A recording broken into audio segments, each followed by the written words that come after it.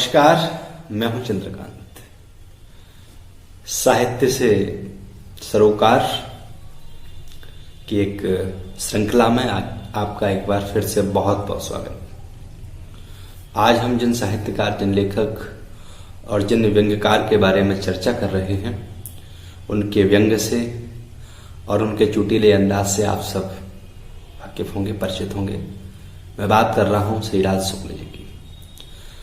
श्रीराज शुक्ल हिंदी साहित्य के एक मूर्धन्य साहित्यकार और प्रसिद्ध व्यंग्यकार के रूप में हम उन्हें जानते हैं। आज ही के दिन उनका जन्म 31 दिसंबर 1925 को लखनऊ के पास अथरोई नामक गांव में हुआ था। उनका प्रारंभिक जीवन संघर्षों, अभावों और मुफलिसी से बीता, लेकिन कहते हैं कि जब जहां चाह हो वहां राह स्वयं ही निकल आती है। और इसी संकल्प के साथ वो आगे बढ़े और भारतीय प्रशासनिक सेवा में, राज्य प्रशासनिक सेवा में वो नियुक्त हुए। उसके बाद वो भारतीय प्रशासनिक सेवा में भी आए। IAS के रूप में उन्होंने अपनी सेवाएं दी देश को। और साहित्य से उनका जुड़ाव, उनका लगाव निरंतर बढ़ता गया। वो नौकरी के दौरान भी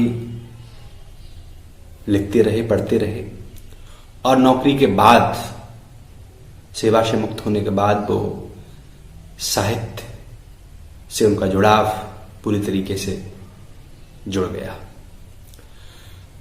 उनका जन्म लखनऊ हुआ साहब, मैंने अभी आपको बताया। उनकी शिक्षा लखनऊ में ही हुई। स्नातक तक की उनकी पढ़ाई जो है लखनऊ में ही पूरी हुई।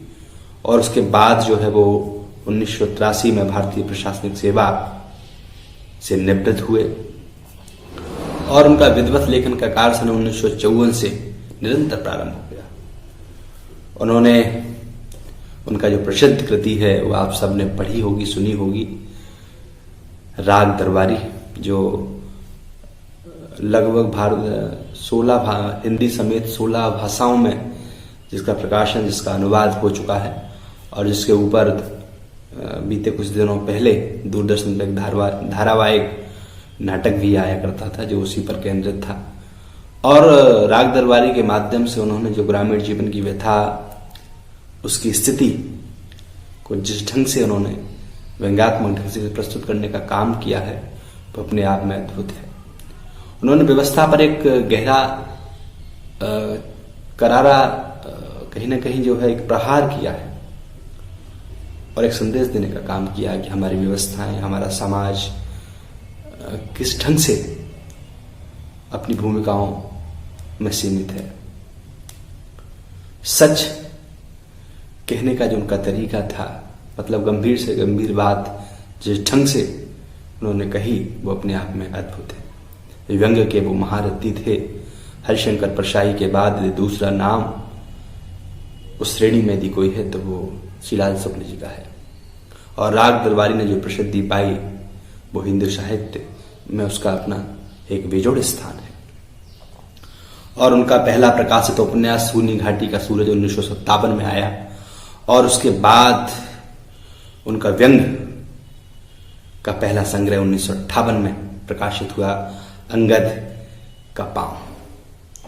और राग दरबारी को के लिए उन्हें जो है साहित्य अकादमी पुरस्कार से नवाजा गया। सन 1968 में उन्होंने राग दरबारी लिखी और उसके ठीक एक वर्ष बाद उन्हें जो है 1969 में साहित्य अकादमी से उन्हें अलंकृत किया गया, उन्हें पुरस्कृत किया गया। और उसके बाद उनकी लेखनी निरंतर गतिमान रही, निरंतर बढ़ती गई। उन्होंने लगभग अपनी 10 उपन्यास, 4 कहानियां, 9 व्यंग्य और 2 विनिबंध और एक आलोचना पुस्तक लिखी। लगभग 25 कृतियां उन्होंने लिखी, प्रकाशित हुई, और जो आज साहित्य में जिनका अपना एक अग्रणी और महत्वपूर्ण स्थान है।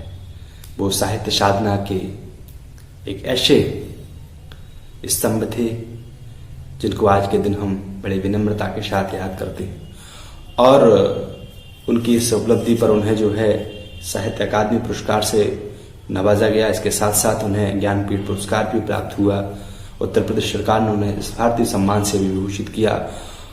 और उनके समग्र साहित्य को देखते हुए भारत सरकार ने जो है उन्हें 2008 में, जब वो जीर्ण अवस्था में थे, तब उनको जो है पद्म भूषण से भी अलंकृत और सम्मानित करने का काम किया। श्री लाल शुक्ल ने जो है अपनी व्यंग्य विधा के माध्यम से गंभीर बात को किस ढंग से कहा जाता है वो अपने आप में अद्भुत है।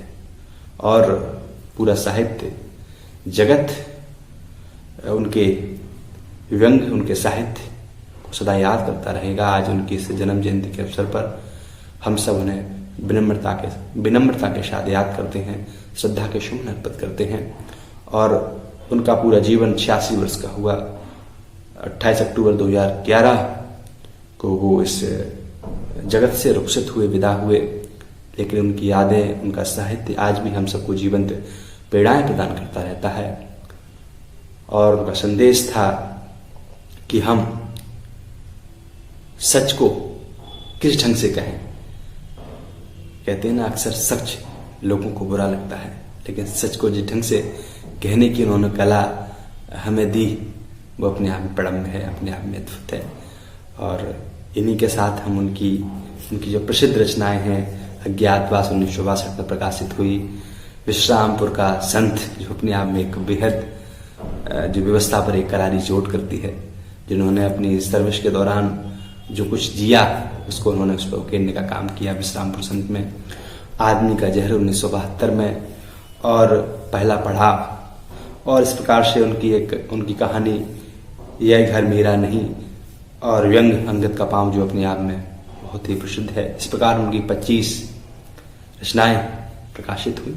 ऐसा उनका समृद्ध साहित्य जीवन आज के इस अवसर पर अपने प्रणाम करते हैं।